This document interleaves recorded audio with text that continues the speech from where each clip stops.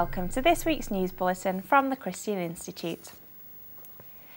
Deputy Prime Minister Nick Clegg has been in hot water this week over a slur that opponents of gay marriage are bigots. The remark appeared in a draft speech which had been circulated in advance to the media, but his aides tried to cover up the gaffe by issuing a revised version without the bigots' jibe. According to the speech, Mr Clegg was due to say, "Continued trouble in the economy gives the bigots a stick to beat us with, as they demand we postpone the equalities agenda in order to deal with the things people really care about." The revelation attracted huge criticism from fellow MPs, church leaders and the media.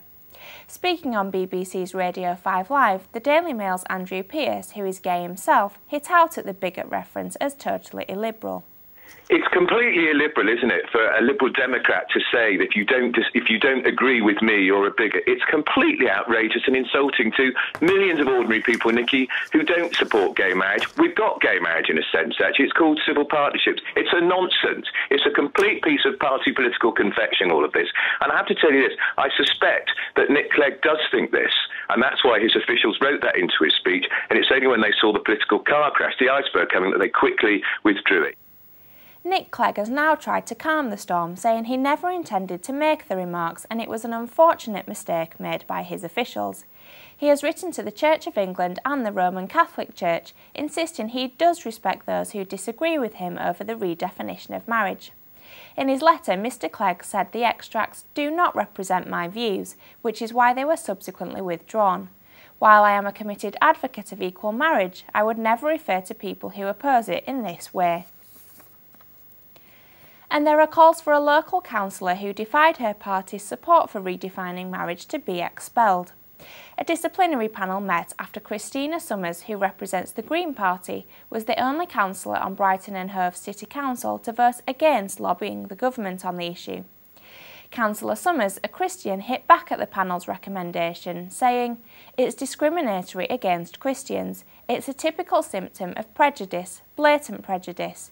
It raises a big question. Can Christians serve in the public realm? They are saying don't bring your faith into politics." A statement from the Green Party insisted that the inquiry was not about her religious views or her right to voice her beliefs. It said it was about whether Councillor Summers had breached her undertakings as a candidate. In other news, newly appointed Junior Health Minister Anna Soubry has said that assisted suicide should be allowed in Britain. She told the Times newspaper, "I think it's ridiculous and appalling that people have to go abroad to end their life instead of being able to end their life at home." And fellow Liberal Democrat Junior Health Minister Norman Lamb has also said he favours a change in the law. He said, "Where there is someone who is facing a terminal illness, there is a case for a debate. My personal view is that there is a case for reform." But the comments have come in for swift criticism from fellow MPs and members of the medical profession. Dr Peter Saunders told Sky News a change in the law could put vulnerable people at risk. This is an issue that's been looked at repeatedly in Parliament. We've had 4 debates in British parliaments in the last 6 years.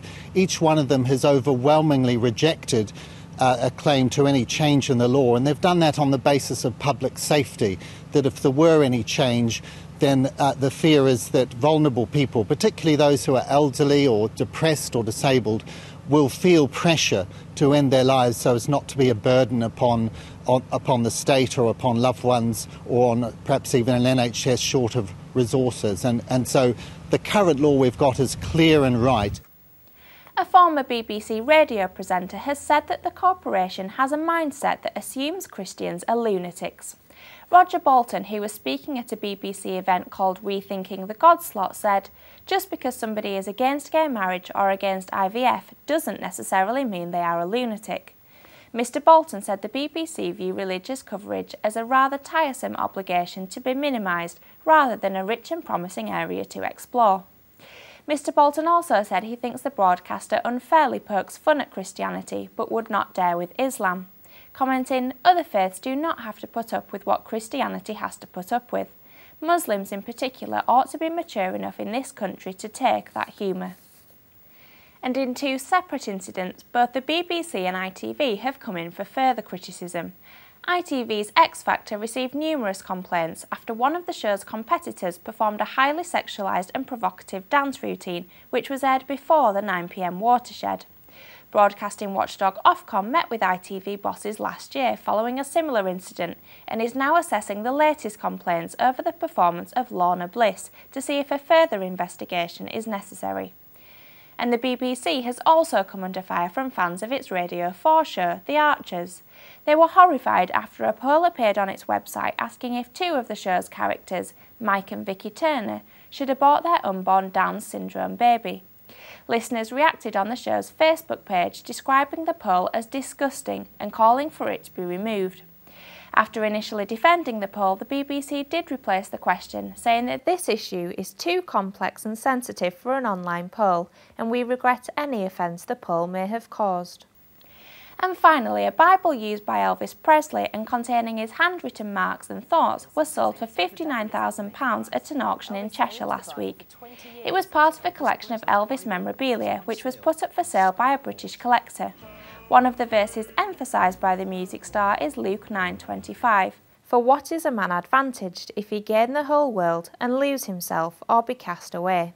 The Bible was given to the singer by an uncle on his first Christmas in Graceland in 1957 and used until his death in 1977. Well, that's all for this week. For more information and regular updates on all of our stories, plus much more, visit our website at christian.org.uk. Until next time, goodbye.